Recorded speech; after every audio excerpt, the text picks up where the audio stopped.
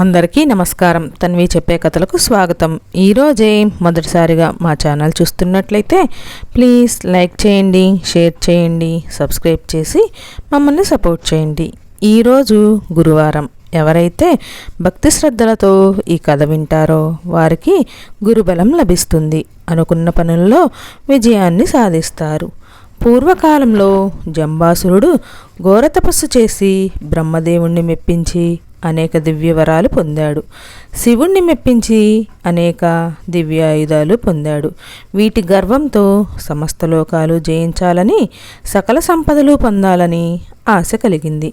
మహారాక్షస సైన్యాన్ని లక్షల సంఖ్యలో సమకూర్చుకొని స్వర్గమర్త్య పాతాళ లోకాలపైకి దండయాత్రకు బయలుదేరాడు.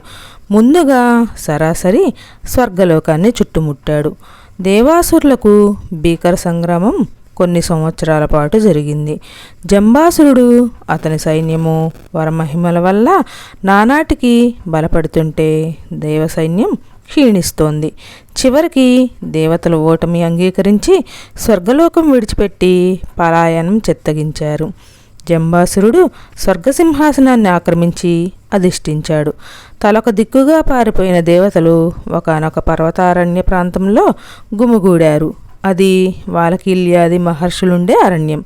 దేవగురువు బృహస్పతి కూడా అక్కడికి చేరుకున్నారు. అందరూ ఆ మహర్షులతో మంతనాలు జరిపారు. స్వర్గలోకాన్ని మళ్ళీ సంపాదించుకోవాలంటే విష్ణుమూర్తిని శరణ వేడుట ఒక్కటే కర్తవ్యమని నిర్ధారించుకున్నారు. ఆ చతుర్భుజుడు ఇప్పుడు దత్తాత్రేయుడుగా అవతరించి సహ్యాద్రి సీమలో విహరిస్తున్నాడని మహర్షులు చెప్పాడు. అయితే అతడు మదవతి మధ్యలోలుడై నింద్యాచారుడుగా కనిపిస్తున్నాడని, ఆ మదవతి సాక్షాత్తుగా లక్ష్మీదేవి అని, అతడిని ప్రసన్ను చేసుకోవడం చాలా కష్టమని, అయినా మరి గత్యంతరం లేదు కనుక ప్రయత్నించండని మహర్షులు ఉపదేశించి నిండా ఆశీర్వదించి పంపించారు. బృహస్పతిని ముందు నిలుపుకొని ఇంద్రాది దేవతలు సహ్యాద్రి చేరుకున్నారు. దత్తాశ్రమం వెతికి పట్టుకున్నారు. ఆశ్రమ మధ్య భాగంలో తీర్చిదిద్దిన చలువ పందిరి, సుగంధ పరిమాణాలను వెదజల్లుతున్న పూల తోరణాలు, బంగారు జరీ నగీషీలు, పొదిగిన మేల్కట్టు చాందినీలు, మధ్య భాగంలో పద్మకర్ణికారంలో మెత్తని వితర్నిక, దానిమీద దత్తాత్రేయుడు ఒక అందాల భామకు వీపు చేర్చి ఎడమోచేయిని మరొక భామమణి ఊరు బాగాన ఆంచి ఓరబాటుగా కూర్చుని ఉన్నాడు. కుడి చేతిలో బంగారు చపకం. మరొక నారీరలామ ముందుగా తాను చవి చూసి రకరకాల మద్యాలను ఆ చపకంలోకి ఆరారగా నింపుతోంది. దత్తయోగి అదే పనిగా సేవిస్తున్నారు. చుట్టూ చిన్న చిన్న వేదికల మీద కూర్చుని గంధర్వప్సర లాంటి యువతులు అనేక వాద్య విశేషాలను మృదువుగా శ్రావ్యంగా మ్రోగిస్తున్నారు. వాటితో శృతి కలిగిన ఏవో గీతాలు పాడుతున్నారు. వాటిని వింటూ ఒకప్పుడు తాళం వేస్తూ మరొకప్పుడు తాను గొంతు కలుపుతూ దత్తయోగి ఆనందపరచుడు అవుతున్నాడు. అవధులు దాటిన మద్యపానం వల్ల వసంతప్పిన శరీరం వదులొదులుగా ఊగుతుంది. ఎరుపెక్కిన కన్నులు, బోరటెల్లిన బొగ్గలు, చెమట చిత్తడితో జిడ్డు తేరిన ముఖం, చేతి నుంచి జారిపోతున్న మధుచపకాన్ని నారీలలామ అందుకుంటుంది. తానే స్వయంగా దత్తస్వామి నోటికి అందిస్తుంది. మెచ్చుగోలుగా ఆమెను పొదువుకునే ప్రయత్నం చేస్తున్నాడు యోగి. వివసుడై ఆమె పైకి వెరిగిపోతున్నాడు. ఇంద్రాది దేవతలకు కనిపించిన దృశ్యమిది. అందరూ ఆశ్చర్యచకితులయ్యారు. పరస్పరం కన్నులతో సన్నలు చేసుకున్నారు. ఆశ్రమం అంతటా సర్దుకున్నారు. కొందరు పద్మ వితర్ణిక చుట్టూ చేరుకున్నారు. దత్తయోగికి ఆశ్రమవాసులకి అందరికీ కనుసన్నల్లో మెలుగుతున్నారు. ఇంద్రుడు స్వయంగా దత్తయోగికి అంతరంగిక సేవకుడు అయ్యాడు. కాళ్ళు పట్టడం దగ్గర నుంచి అన్ని సేవలు భక్తి శ్రద్ధలతో వినయ విధేయతలతో చేస్తున్నాడు. ఆశ్రమంలోకి ఇంతమంది సేవకులు ఒక్కసారిగా ఎప్పుడు వచ్చి పడ్డారో, ఎందుకు వచ్చారో, ఎలా వచ్చారో ఆశ్రమవాసులెవరికి అంతు పట్టలేదు. అయినా ఎవరిని అడిగింది లేదు. అందరూ అందరితోనూ హాయిగా సేవలు చేయించుకుంటున్నారు. ఆనందిస్తున్నారు. కాలం గడుస్తుంది. ఒకనాటి ఉదయాన దత్తయోగికి ఇలాంటి సందేహమే కలిగింది. తన అంతరంగిక సేవకుణ్ణి అడిగాడు, ఎవరు మీరందరూ?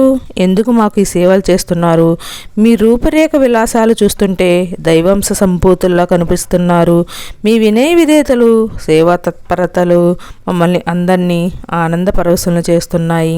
సేవలు చేస్తున్నారు, సంతోషమే. కానీ ఏమి కోరి ఈ సేవలు చేస్తున్నారు? సేవలు చేయమని మీకు ఎవరు చెప్పారు?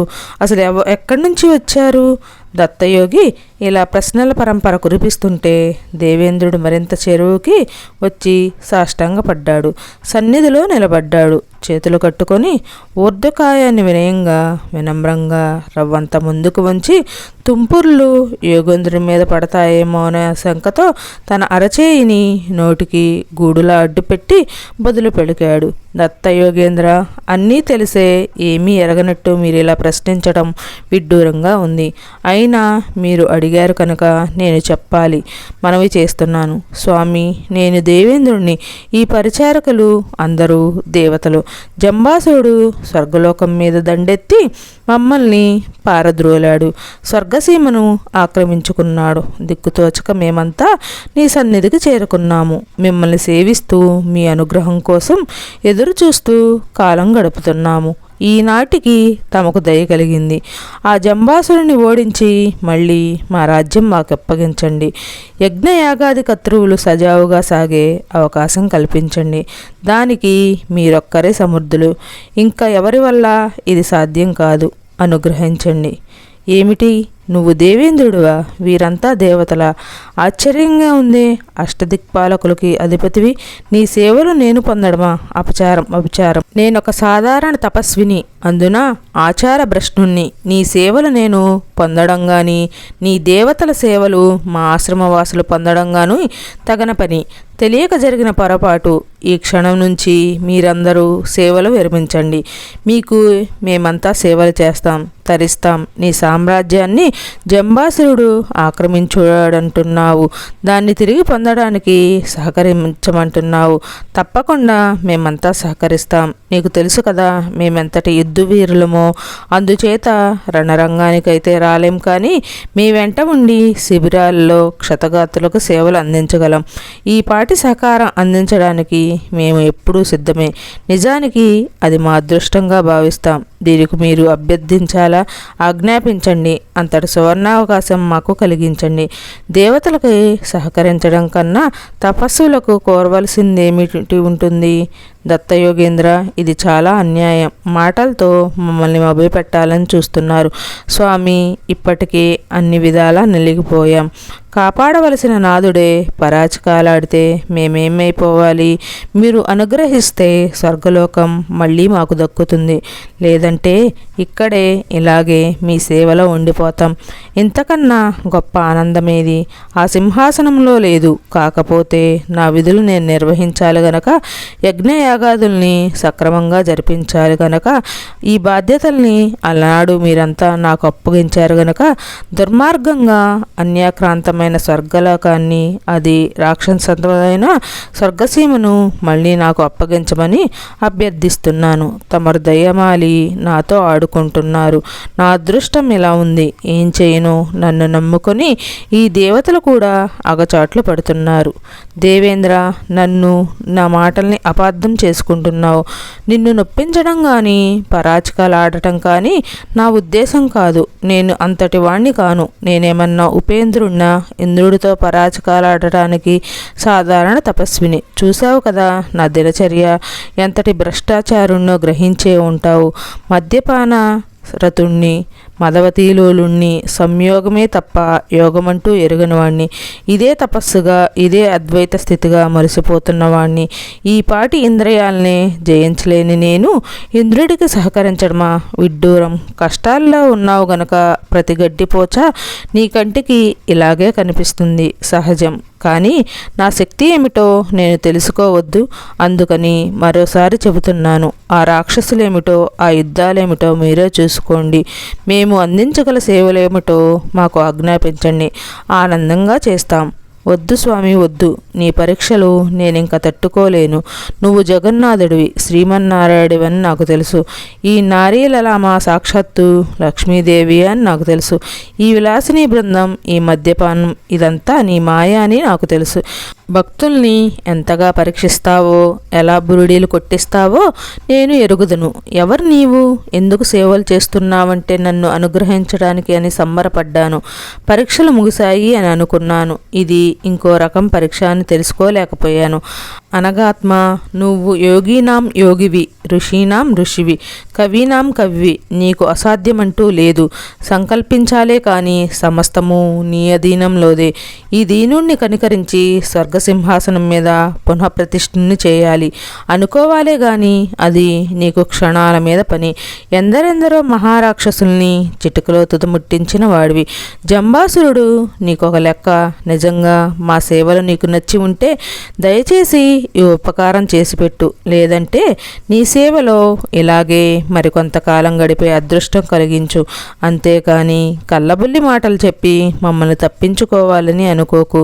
మా అపరాధ సహస్రాలన్నింటికీ ఇదే విరుగుడు అంటూ దేవేంద్రుడు సాష్టాంగపడి నమస్కరించి దీనంగా అడిగాడు. దత్తాత్రేయుడు పకాపకా నవ్వాడు. ఇంద్రుని లేవనెత్తి గాఢంగా కౌగిలించుకున్నాడు. సచీపతి, ఆందోళన చెందకు. నీ శత్రువుల్ని పారద్రోలి నీ ఇంద్రలోకాన్ని నీకిప్పిస్తాను. స్వర్గలోకాన్ని రక్షిస్తాను. నిన్ను ఇంద్రలోక సింహాసనంపై కూర్చుండబెడతాను. ఆ జంబాది రాక్షసులు నాకు కనిపించేట్లుగా చేయి చాలు. మిగతా సంగతి అంతా నేను చూసుకుంటాను. వెళ్ళిరండి, మీకు జయమవుతుంది అని ఆశీర్వదించి పంపించాడు. ఇంద్రాది దేవతలు సంతోషించి బయలుదేరారు.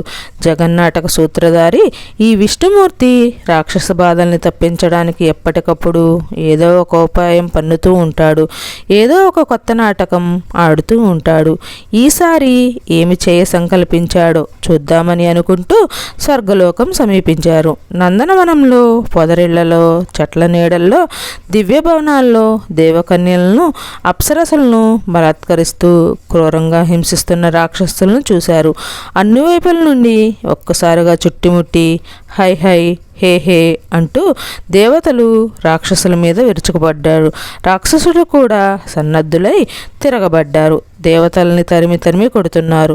వాళ్ళు తరుముతున్నంతసేపు పారిపోతున్నట్లుగా నటిస్తూ, వాళ్ళు ఆగినప్పుడు మళ్ళీ తిరగబడి ఉసుగొలుపుతూ, మళ్ళీ పారిపోతూ, మళ్ళీ తిరగబడి ఉసుగొలుపుతూ, వాళ్ళు తమ వెంటబడేటట్లుగా చేసుకొని ఎలాగైతేనేమి తెలివిగా రాక్షసులందరినీ దత్తాశ్రమ ప్రాంతానికి లాక్కొని వచ్చారు దేవతలు. దత్తాత్రేయుడు యథావిధిగా కూర్చుని ఉన్నాడు. సరసన ఉన్న అనగరాశిపోసి సౌందర్యలా కూర్చుని విలాసంగా చిరునవ్వులతో కవ్విస్తోంది. రాక్షసుల దృష్టి హఠాత్తుగా సౌందర్య రాశిపై పడింది. ముఖ సౌందర్యానికి కొందరు, చిరునవ్వులకు కొందరు, కొంటె చూపులకు కొందరు, యవ్వన సంపదకు కొందరు, చేతుల్లోని కేలి పద్మ విలాసానికి కొందరు, మృదుసర హస్తాంగుళి విన్యాసానికి కొందరు, రత్న కంకణ కాంతి రుణత్కారాలకు కొందరు, కిరీట తాంటక రత్న హారకాంచినీపుర శోభ సంపదలకు కొందరు, అంగరాగ గుమగుమలకు కొందరు, వినూత్న పట్టు వస్త్రాలకు దగదగలకు కొందరు, పాదాంగుళి మార్దవాతిశయంకు కొందరు. ఇలా రాక్షస వీరులందరూ ఆమెను చూసి సౌందర్యానికి ముగ్ధులయ్యారు. కామవికారంతో వివసులవుతున్నారు. నాయకుడికి నమ్మిన బంటులు కనుక, తిరుగులేని నిస్వార్థ మూర్ఖ సేవకులు కనుక ఆమె కోసం తమలో తాము కలహించుకోకుండా అందరూ కలిసి నిర్ణయించుకొని తమ నాయకుడి కొరకు ఆమెను అపహరించుకుపోవాలి అని అనుకున్నారు. ఆ ఆలోచన వాళ్ళకి రావడమే ఆలస్యం. తమకున్న మాయాశక్తితో బంగారు పల్లకి సృష్టించారు. ఆ సౌందర్య రాశి చుట్టూ తిరుగుతూ వికట్టహాసాలు చేస్తూ, పిచ్చి గంతులు వేస్తూ, మారు మాట్లాడకుండా ఈ పల్లకిలో కూర్చోమంటూ గద్దించారు. ఆమె ఒక్కసారిగా దత్తాత్రేయుడి వైపు చూసింది. ఆయన చిరునవ్వుతో వెళ్ళమని సైగ చేశాడు. అనుజ్ఞ అందుకున్న ఆ సౌందర్య రాశి భయాన్ని బెరుకుని నటిస్తూ లేచి వయ్యారంగా నడిచి వెళ్ళి పల్లకిలో కూర్చుంది. ఆ చర్య వారి మనసుల్ని మరింత ఆనందింపజేసింది. బంగారు పల్లకిలో ఉన్న బంగారు రాశిని భుజాల మీద మోసుకుని వెళ్ళడం కన్నా నెత్తి మీద పెట్టుకుని తీసుకువెళ్తే మరింత శోభగా ఉంటుందని ఆమెను విను తమ నాయకుడు మరింత ఆనందిస్తాడని తలచి రాక్షసులు బంగారు పల్లకిని నెత్తులకు ఎత్తుకున్నారు. ఓ ఓహోం ఓహోం అంటూ పరుగులాంటి నడక అందుకున్నారు. వాళ్ళు అల్లంత దూరం వెళ్ళడం చూసి దేవతలంతా దత్తుడి వద్దకు చేరుకున్నారు. పల్లకి వెళ్తున్న వైపే చూస్తూ దత్తస్వామి ఇలా అన్నాడు, అయిపోయింది, ఈ రాక్షసుల పని ఈ రోజుతో అయిపోయింది అన్నాడు. దేవతలకి ఏమీ అర్థం కాలేదు. స్వామి వైపు ప్రశ్నార్థకంగా చూశారు. దేవతలారా, మీ కోరిక నెరవేరింది. లక్ష్మి రాక్షసులను ఎత్తుకెక్కింది అంటే ఇంకా వాళ్ళు సర్వనాశనం అయ్యారన్నమాట. ఇంకా వాళ్ళ దగ్గర ఏ లక్ష్మి నిలవదు. శరీరంలో 7 స్థానాలు దాటించి ఎవరైతే లక్ష్మిని నెత్తిపైకి ఎక్కించుకుంటారో వారు మరుక్షణంలోనే దరిద్రులవుతారు. లక్ష్మి పురుషుడికి పాదస్థానంలో ఉంటే పెద్ద పెద్ద భవనాల్లో నివసించేట్లుగా ఉంటుంది.